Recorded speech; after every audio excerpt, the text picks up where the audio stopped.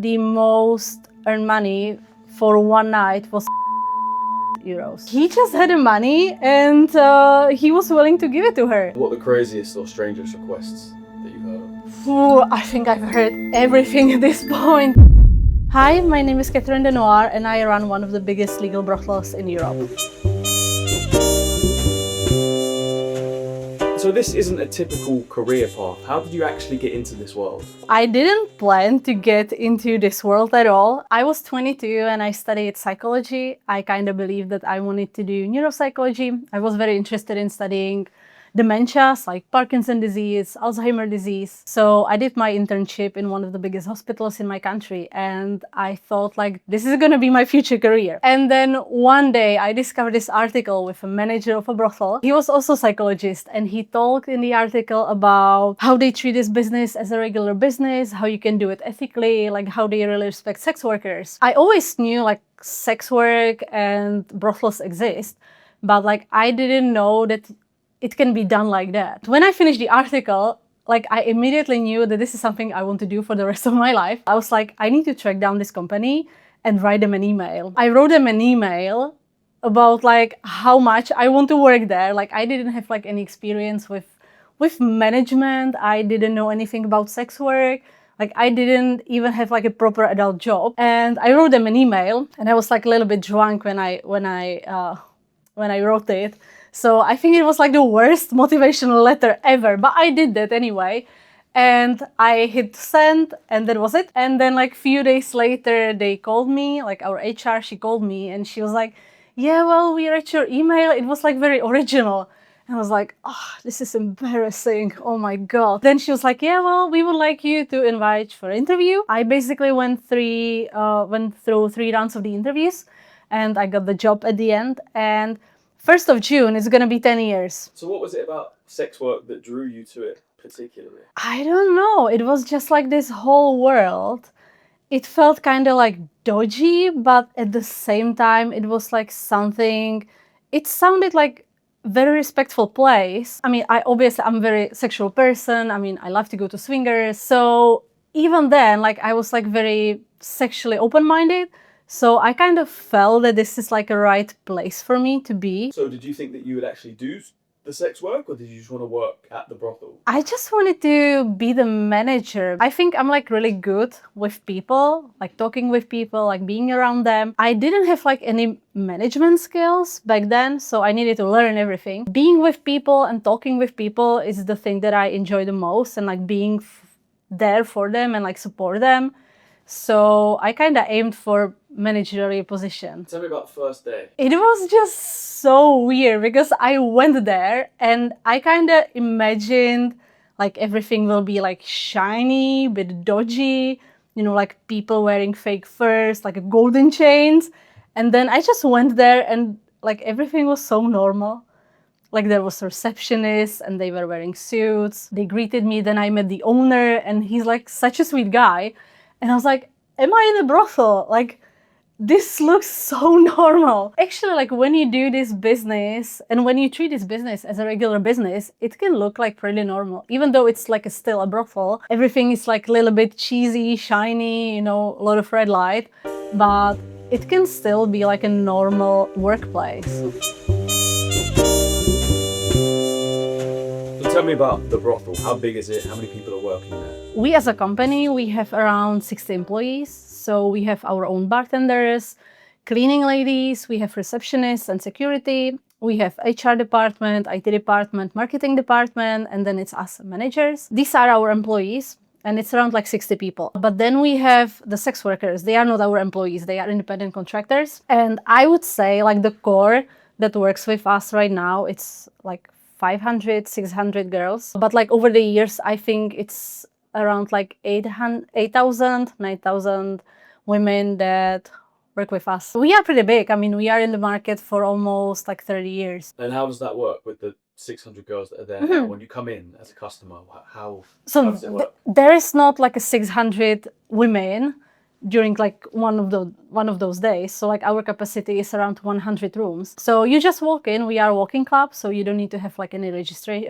reservations. You just walk in, you pay the entrance, you need to go through reception. So our receptionist will speak with you, and if you are like drunk, not like in funny way, but like when you are drunk, like they will not let you in, or if you took drugs, they will not let you in. If you are carrying a weapon and like you don't want to put it in the safe area, they will not let you in. Or if you are like being disrespectful or violent or aggressive, they will not let you in. But like if you are okay, you can go, and there's like this special area with just the rooms, because every sex worker, they have their own rooms. And then there's a bar area with a bar, with a lounges, like a VIP area. So you can either go to that place when there are the sex workers, or you can stay at the bar, like a chill out, have a drink. So there is actually like no pressure to go to the room.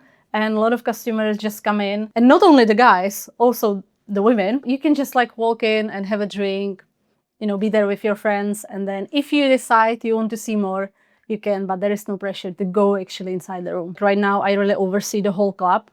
So I am one of the 2 main managers there. So basically like all those employees are my subordinates. This is actually one of the things that I really love about this position, because even though you are technically a boss, we believe that like we are equal with the sex workers. So this is the reason why we never tell them like what they should do, with whom, for how much. So they decide about their own rates, services, and those kind of stuff. And this is the reason why I still work in this place, because I believe that sex workers should have a right to decide about their own bodies and sexuality. Do you remember the first real challenge that you came across? I think it was my first alarm situation. Every room has a panic button, just in case something goes wrong in that room.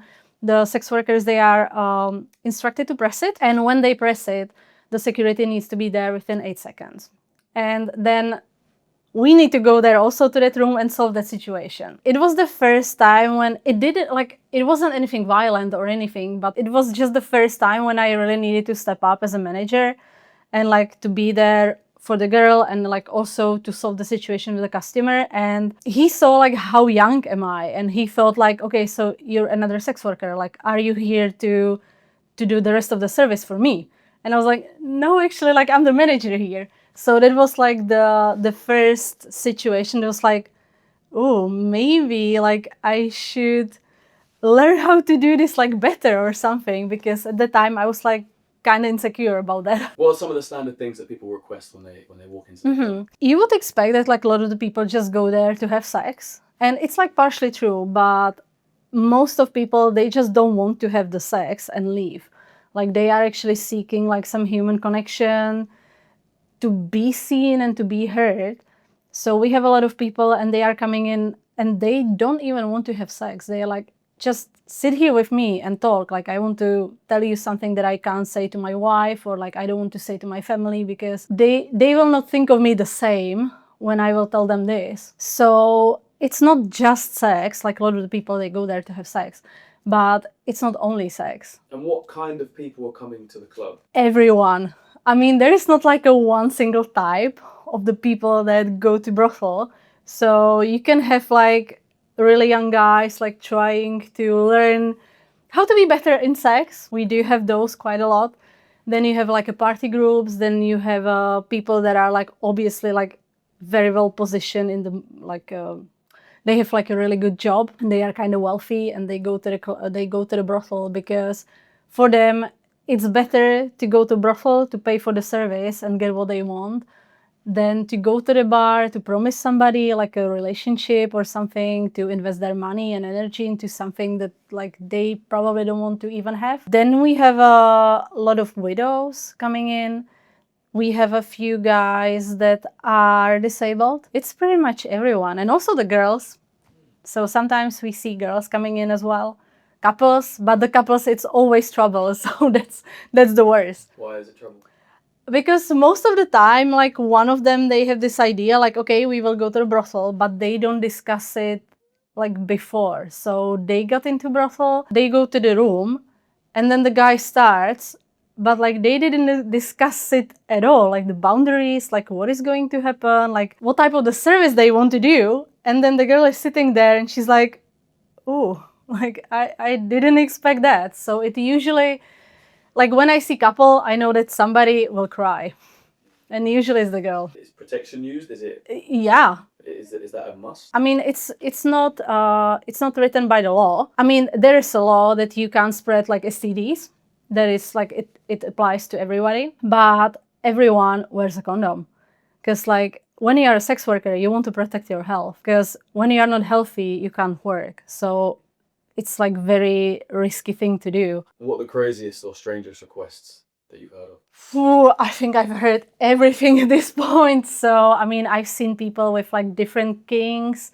We had a guy and he walked in like a polar bear costume because he wanted to do like a polar bear role play. We had a guy and he pretended to be plumber for several hours. He didn't do anything sexual. Like he just put a uniform, like a plumbing uniform, and he just fixed the whole room, like a toilet, sink and everything. And he paid a lot of money for this. And then like when he was finished, he was like, "Thank you, that was the best." And he left. So we had a guy and he's kind of aroused by seeing women eating pizza, but only like Hawaii pizza with the pineapple on it. So he always buy like a lot of pizzas and then he just pays a lot of money to see sex workers eating that pizza. You know, like a puppy play, age play, people with like very like hardcore BDSM kinks. I've seen like some strange medical situations, so I'm not quite sure even if I can talk about this because it's gonna be on social media. What do you mean by medical situations? So like one guy, he wanted to experience something extra,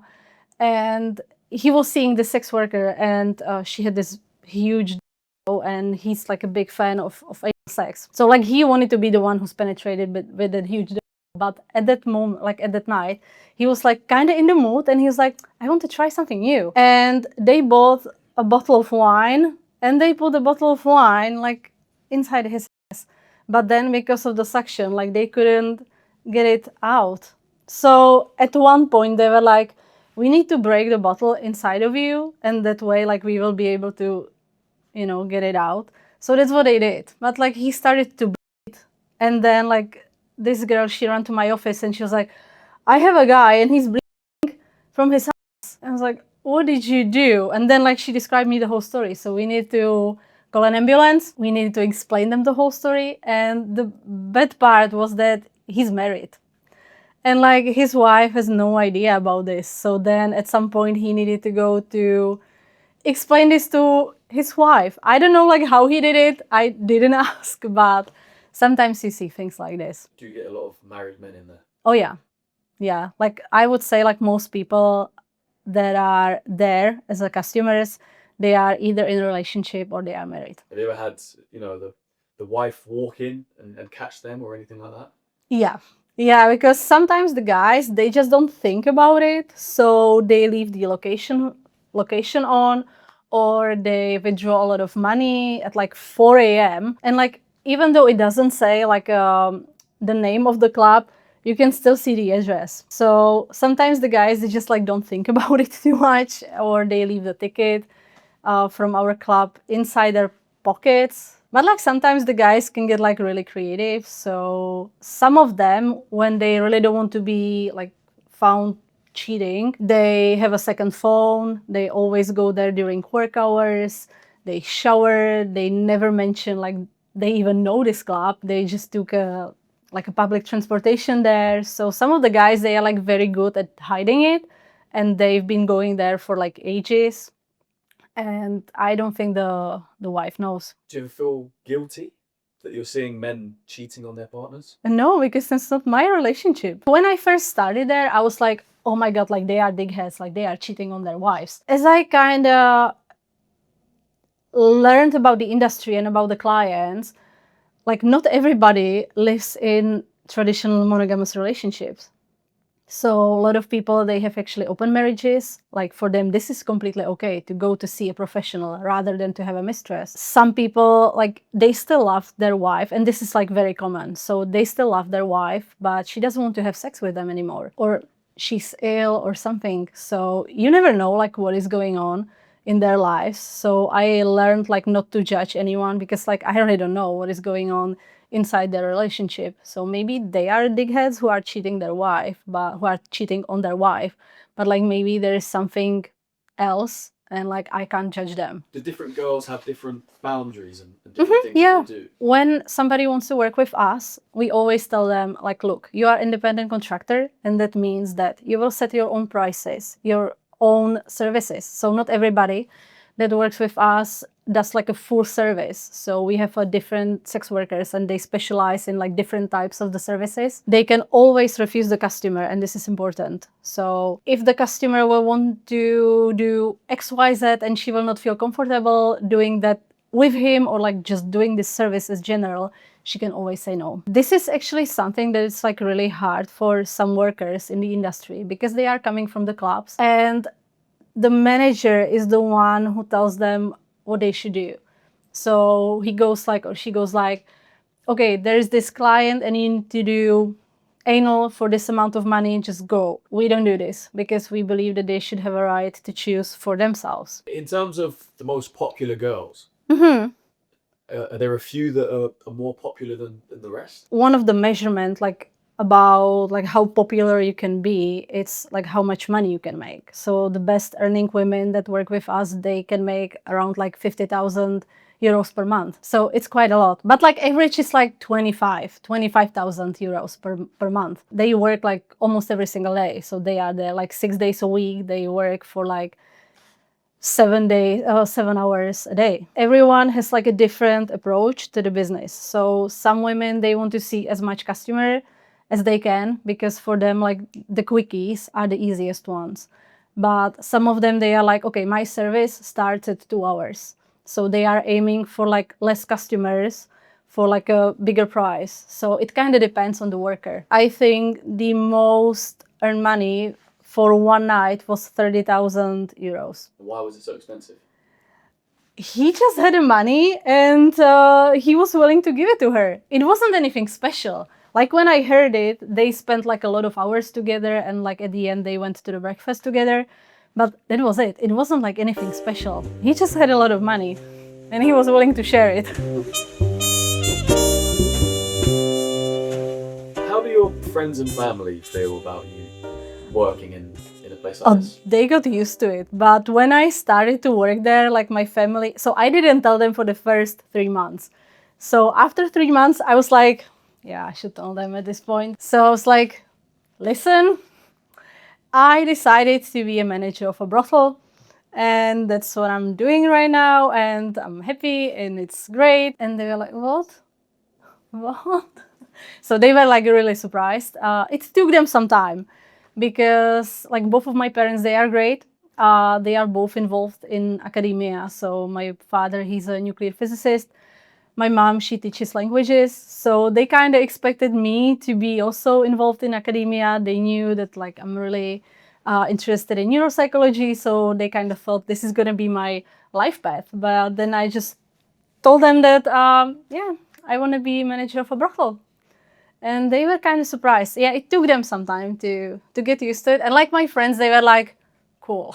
Are you friends with any of the girls that actually Oh do yeah, sex work? yeah. Does it ever affect them in a real negative way? One of the things that they speak about is the social stigma, because they do something that they want to do, like they know why they are there for, and this is something they choose to do, but they can't tell this to anybody. So they need to lie to their families, they need to lie to their husbands. Like some of them, they are married and the husband, he doesn't know. So like imagine that you live this like double life. So this is like really hard for them to keep everything like in place, you know, like to lie there, to remember the lies. And this is like one of the hardest thing.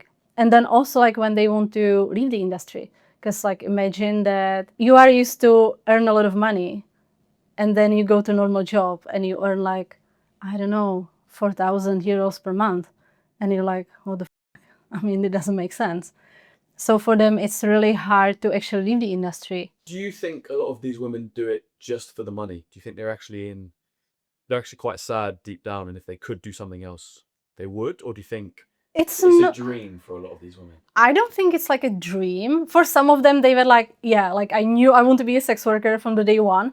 But this is like very, very small portion of the women in the industry. But like the vast majority that we see, because we are kind of specific club, is that it's not their last resort. They have different options. Like before that, they used to work in like retail, or they were like a kindergarten teachers, or they used to study in university. But like through this like rational process, they were like, look, it kind of makes sense for me to be in this industry for like 5-6 years to save a lot of money, and then I can just do whatever I want. Some women, like for them, the sex work is absolutely like a shitty place, and it can be a shitty place.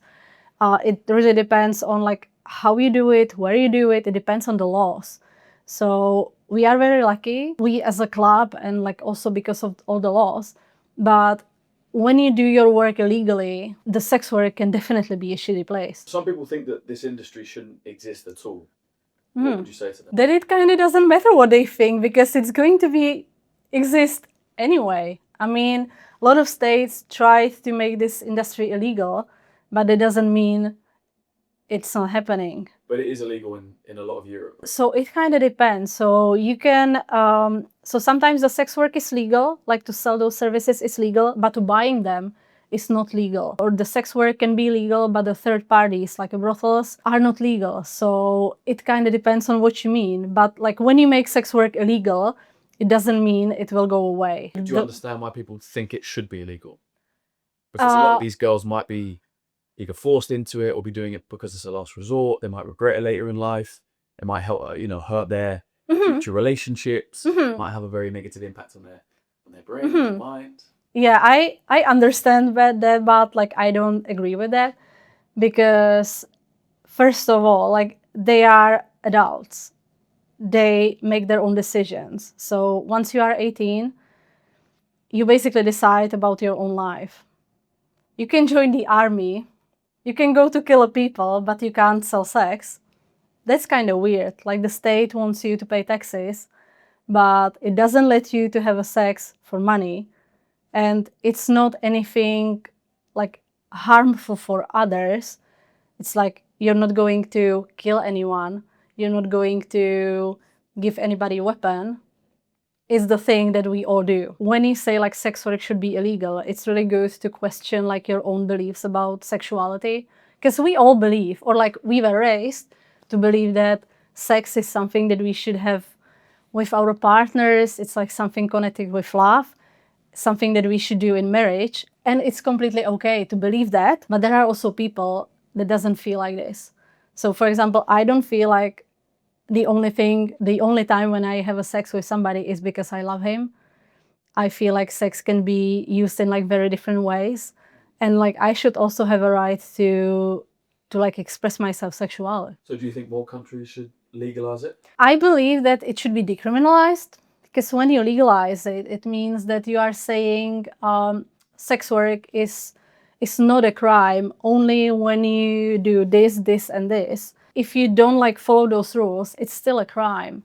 And some people, when they turn to sex work, like they don't have enough resources to follow those rules. So they still do it illegally.